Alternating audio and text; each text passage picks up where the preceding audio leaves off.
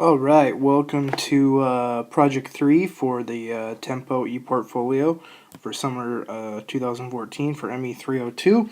This will be the chapter summary of chapters 7 and 9. All right, we're going to begin with chapter 7. Okay, so chapter 7 dealt with the topic of entropy. Okay. A few things to note. First off, entropy is an extensive property of a system. It's the measure of disorder within a system, and higher entropy means greater level of disorder. So the important formula that we kind of based everything off of for this chapter was that delta S, or the change in entropy, is equal to Q over the temperature. That is for an internally reversible isothermal heat transfer process. For an internally reversible adiabatic process, delta S is equal to 0.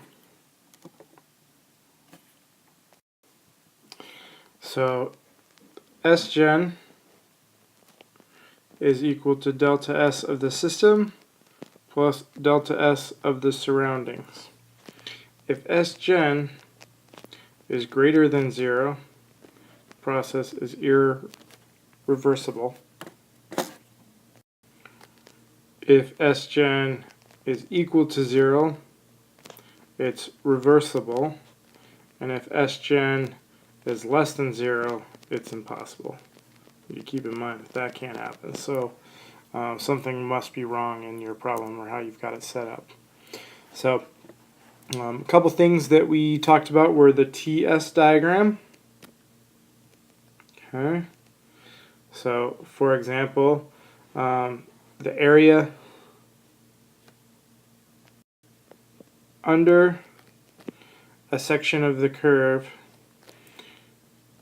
integral from 1 to 2, is equal to the integral, T ds is equal to Q. Okay. So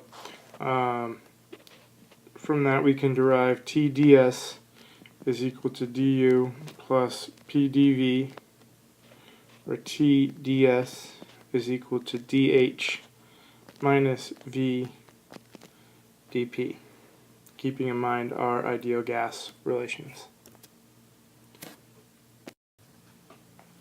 So entropy change of incompressible solids. Solids and liquids can be approximated as incompressible substances. So delta S is equal to the average specific heat times the natural log of T2 over T1. Ideal gases,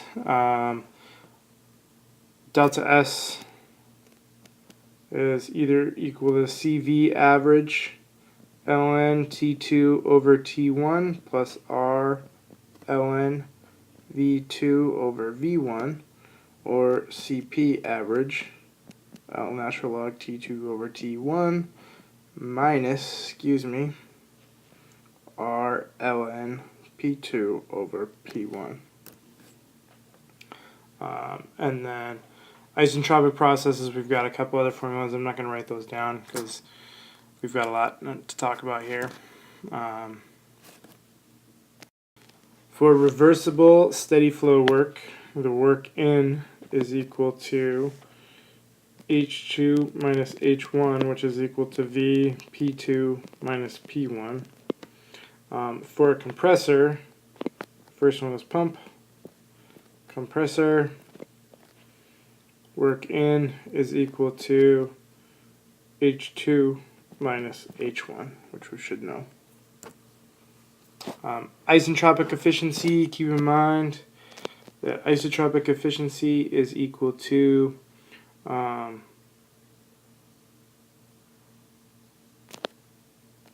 generally speaking, the work actual over the work isentropic. That can either be the work in or the work out, depending on whether it's a pump or compressor or a turbine.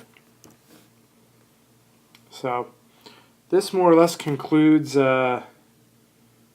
chapter 7.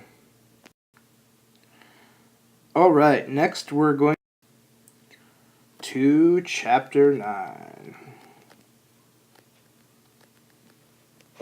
Okay. Chapter 9 talked about thermodynamic cycles. The first one we're going to talk about is the Otto cycle, or the ideal cycle for a spark ignition engine, something that's ignited by a spark plug, for example. So the key things that we talked about were going to be the PV diagrams and the TS diagrams. I'm going to draw one of those of each just to talk about. So for the Otto cycle, we're going to start with our isentropic compression, which is going to come up, and then we're going to have our constant volume heat addition up to this point, and then we're going to have our isentropic expansion down to our constant volume heat rejection phase. So our Q out there, our Q in there.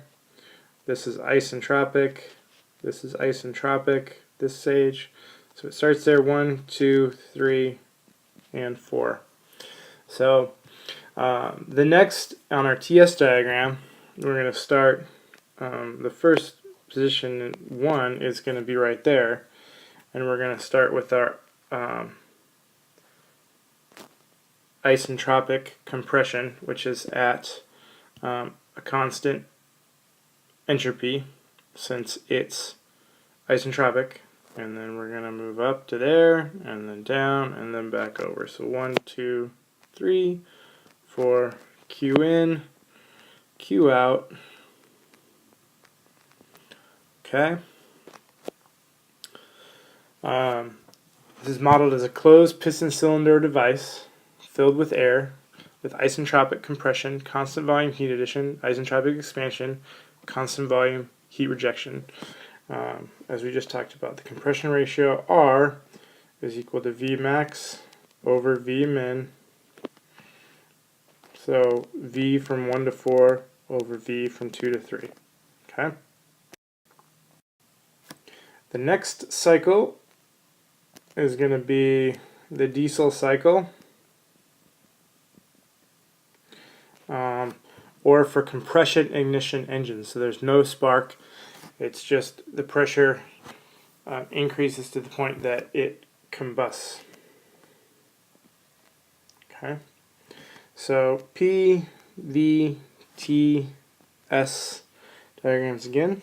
So again, we're going to start with our isentropic compression from point 1 to 2, and then for diesel, we're going to have our constant pressure heat addition from 2 to 3, and then isentropic expansion down to our constant volume heat rejection.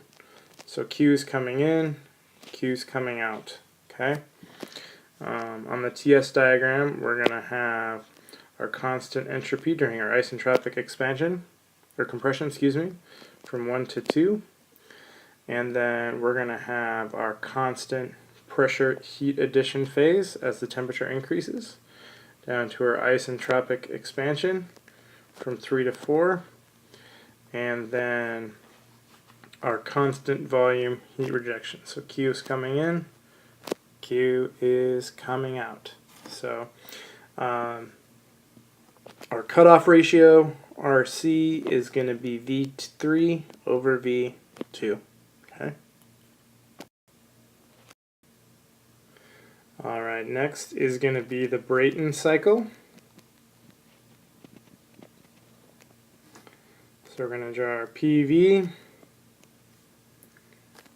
and our TS. Alright, so again we're going to start with our isentropic compression. We're going to have our constant pressure heat exchanger down to our isentropic expansion, and then constant pressure, heat rejection. So Q in, Q out, same deal. We're going to have this as 1, 2, 3, 4. Same deal over here, up, down, over. You can see the pattern that we're starting to establish between all of the TS diagrams. Alright, moving on. So thermal efficiency is going to be defined as NTH for any work producing device as the work net over Q dot in, or W net over big Q in, or little W net over little Q in, depending on what you're given. On the formula sheet, there's if specific heats are assumed to be constant, we have some thermal efficiencies for an Otto cycle, a diesel cycle, and a Brayton cycle. I'm not going to write those down because they're long and cumbersome, and they're easily found on our equation sheet. The last thing I want to talk about is the air standard assumption. So with the air standard assumptions, working fluid is air and it behaves as an ideal gas. All processes are internally reversible. Combustion process is modeled as heat addition from external source. Exhaust process is modeled as heat rejection that restores the air to the initial state. Okay. So I think that pretty much sums everything up from Chapter 9. Thanks for listening.